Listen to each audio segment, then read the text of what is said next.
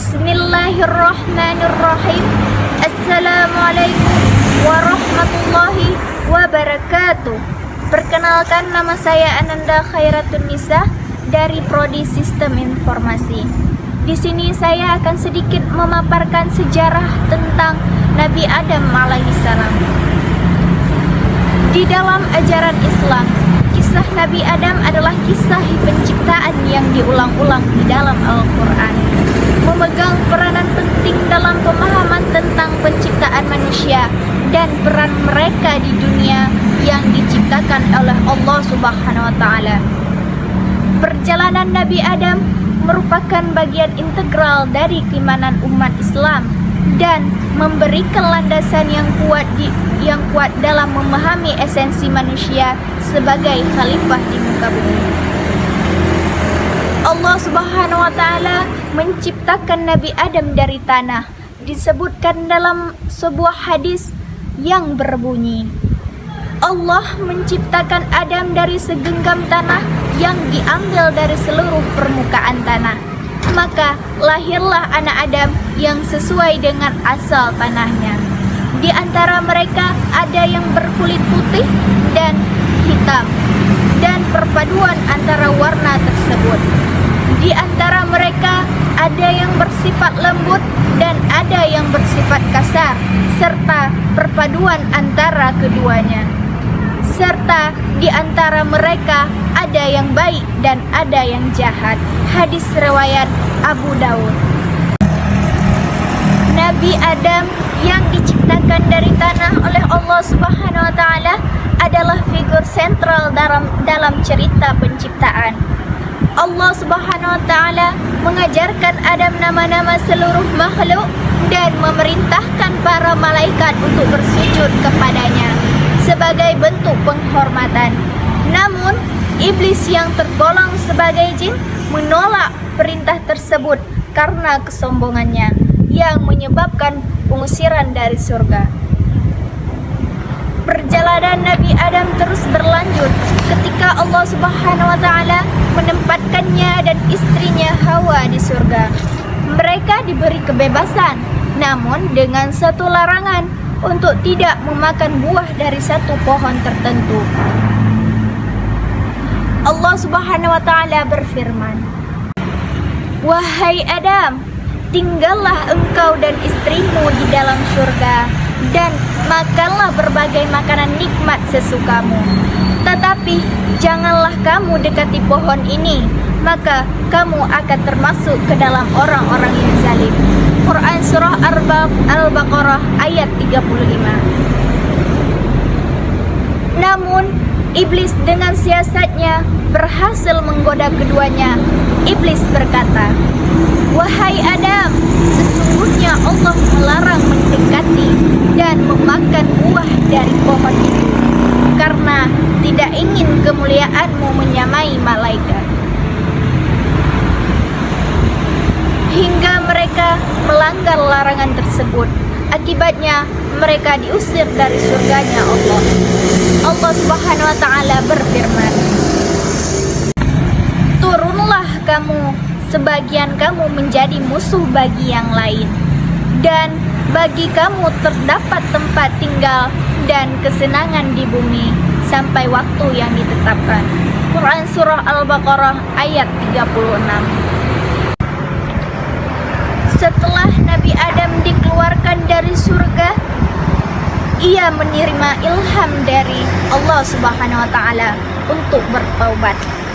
Nabi Adam kemudian bertaubat seperti yang diabadikan dalam firman Allah surah Al-A'raf ayat 23 yang artinya, "Ya Tuhan kami telah menzalimi diri kami sendiri. Jika Engkau tidak mengampuni kami dan memberikan rahmat-Mu, niscaya kami termasuk orang-orang yang rugi." Surah Al-A'raf ayat 23. Dan diturunkanlah Siti Hawa dan Nabi Adam ke bumi untuk mengemban tugas sebagai khalifah. Seperti firman Allah yang berbunyi, "A'udzu billahi minasy syaithanir rajim. Bismillahirrahmanirrahim.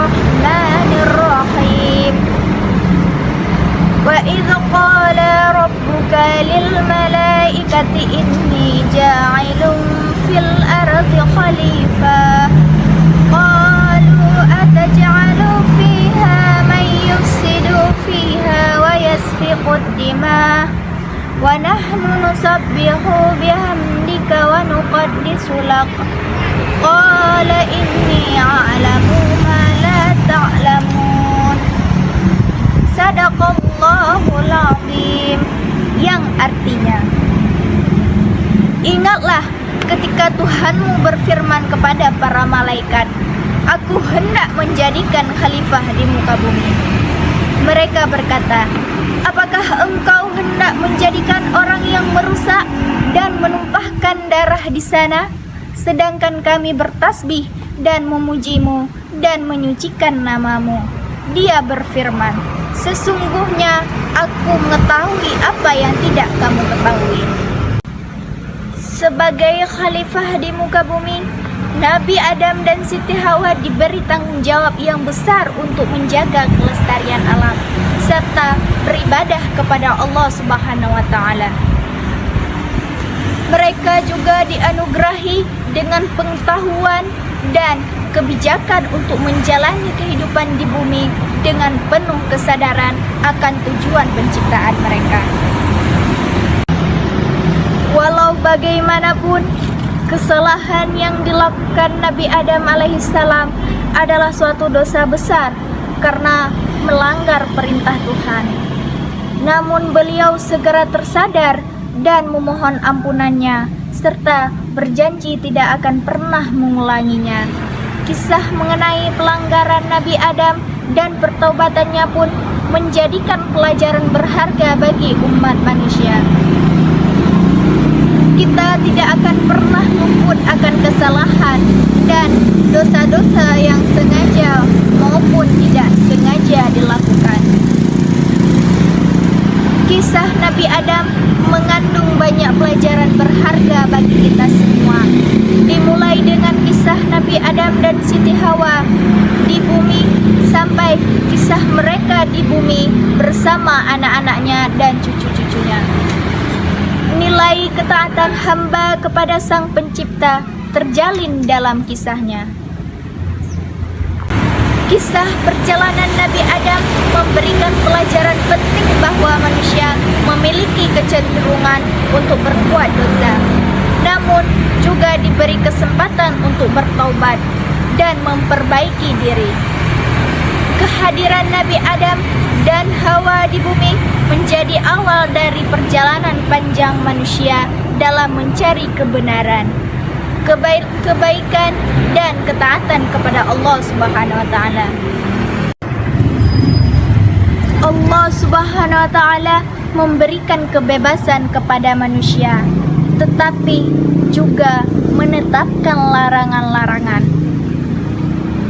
Setiap perbuatan pasti ada balasan, dan menahan diri adalah salah satu sikap yang dapat kita pelajari. Menumbuhkan rasa sabar, mengakui kesalahan yang telah dilakukan. Tidak mengeluh dengan cobaan yang diberikan oleh Allah Subhanahu wa taala. Allah Subhanahu wa taala akan menerima pertobatan dan meninggikan derajat orang yang mengakui kesalahan yang mereka perbuat. Dengan memahami kisah Nabi Adam, manusia dapat mengambil hikmah dan pelajaran yang mendalam tentang pentingnya kesetiaan kepada perintah Allah Subhanahu wa taala serta konsekuensi dari kedurhakaan. Perjalanan Nabi Adam juga mengajarkan bahwa manusia memiliki tanggung jawab moral sebagai khalifah di muka bumi untuk menjaga alam dan beribadah kepada Allah Subhanahu wa taala. Dengan demikian, memahami perjalanan Nabi Adam adalah langkah penting bagi umat Islam untuk meneguhkan keimanan, meningkatkan kesadaran akan tanggung jawab moral sebagai khalifah, dan menjalani kehidupan dengan penuh kesadaran akan tujuan penciptaan mereka di dunia yang diciptakan oleh Allah Subhanahu wa taala. Semoga dengan memahami kisah Nabi Adam, manusia dapat menjadi hamba yang taat dan bermanfaat bagi sesama serta alam semesta ini. Wabillahi taufiq wal hidayah. Wassalamualaikum warahmatullahi wabarakatuh.